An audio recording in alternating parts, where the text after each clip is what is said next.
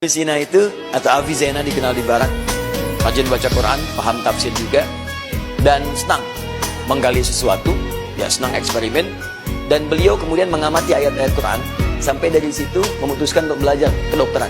Ya setelah menguasai Quran, sudah hafal tafsirnya macam-macamnya, bahkan beliau juga ahli di bidang fisika, yang bukunya nanti akan ditemukan oleh Einstein di kemudian hari. Beliau punya buku Al-Basair itu berbicara tentang cahaya. Dia menganalisis malaikat surah Quran surah ke-32 ayat 11 dengan surah Al-Ma'arij.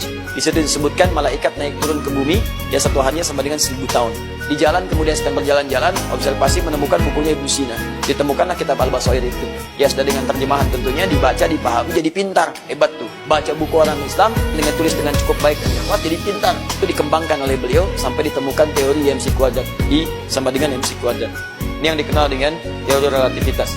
Coba lihat surah ke-57 ayat ke-25 sampai 26. Sama persis.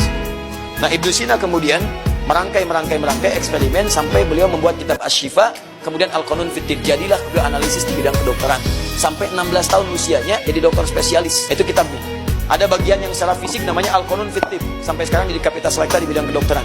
Dijelaskan sampai tumbuhan yang bermanfaat ini. Contoh, anggur itu dibagi dua kata beliau. Ya ada anggur merah. Anggur merah itu kalau dimakan termasuk bagian bijinya itu menguatkan ingatan. Ya tapi kalau Anda makan yang masam-masam, anggur misalnya yang hijau, bisa ngambilnya yang masam. Atau apel yang masam, justru itu merusak ingatan.